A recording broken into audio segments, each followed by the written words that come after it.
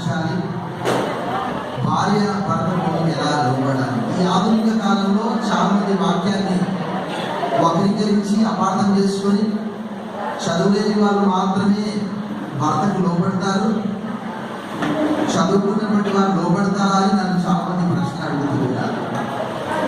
కానీ దేవుని యొక్క ఆజ్ఞ బైబిల్ అంతట్లో పౌలు గారు కూడా తెలియజేస్తారు. అపోస్తలుడు పౌలు,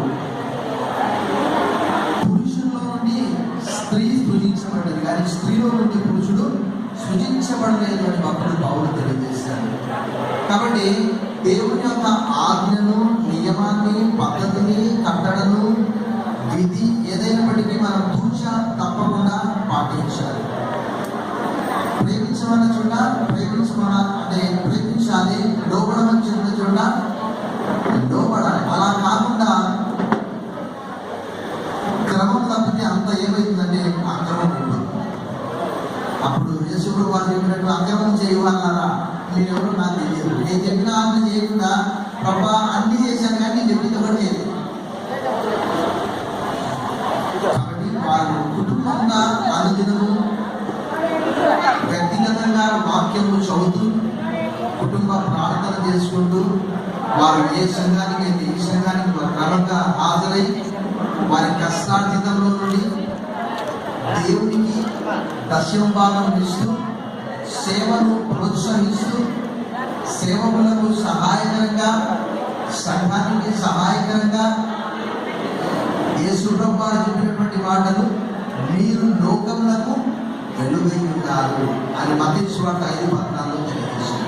సో వారిద్దరూ కూడా అకుల ప్రిస్కిల్ల వలె ప్రత్యక్షంగా పరిచర్య, పరోక్షంగా సేవ కొరకు ప్రార్థించడము, వారికి ఇచ్చిన ప్రతి తలాంతు దేవుని మహిమ కొరకు యెషయా గ్రంథం 43:7, యెషయా గ్రంథం 43:21, యిర్మీయా గ్రంథం 13:11 రాయబడిన రీతిగా నా మహిమ నిమిత్తం నేను సృజించిన వారిని అన్నారు.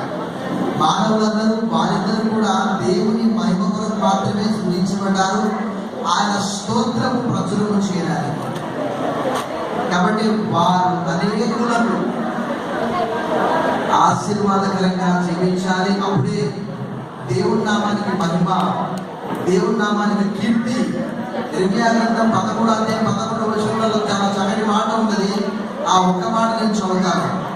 ఇశ్రాయేలుని దేవుడు ఎందుకు సృజించాడు అక్కడ తన ఉద్దేశాన్ని తెలియజేస్తున్నాడు. చాలాసార్లు చాలా మంది వినియోగం కానీ ఆ మాట చాలా చక్కగా ఉన్నది.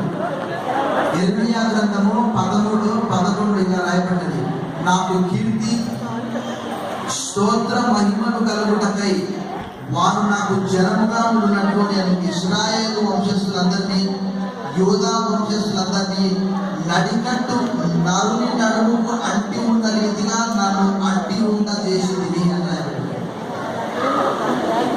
సో వారు ఈ దినం నుండి వేరు కాదు. యేసు ప్రభువు చెప్పిన రీతిగా ఆదికాండం 2:24, మత్తయి సువార్త 19:5-7, మార్కు సువార్త 10:7లో యేసు ప్రభువు బలపరిచారు. వారిద్దరు ఇద్దరుగా ఉండగా ఒక్కరుగా ఉందరు. చివరికి ఈ మాట చెప్పిన ఇస్తాను ఎంతసేపు తీసుకోను. 1:1 చాలా మంది 1+1 అంటారు, తప్పుడు సిద్ధాంతం అది. గుర్తుపెట్టుకొని సువర్ణాక్షరాలతో మీరు రాసుకోవాలి. వారిద్దరు కూడా గుణకారం 1:1 చాలా మంది 1+1 అంటారు, కాదలా. కాబట్టి వారు ఈ దినం నుండి వారి వైవాహిక జీవితంలో క్రీస్తును ముందుంచుకొని లేఖనాలను పరిశోధించి పరిశీలించి వ్యక్తిగత కుటుంబ ఆరాధనలో వారి క్రమంగా దేవుడి వాక్యంలో చాలా సత్యాలు నీతిమంతుల గుడారంలో రక్షణ గురించిన సునాదం వినబడాలి. మన పక్కింటి వారికి మన ప్రార్థన వినిపించాలి, మన పాట వినిపించాలి. వారు అలా జీవించడంలో దేవుడు వారికి సహాయం చేయడం. ఆమేన్.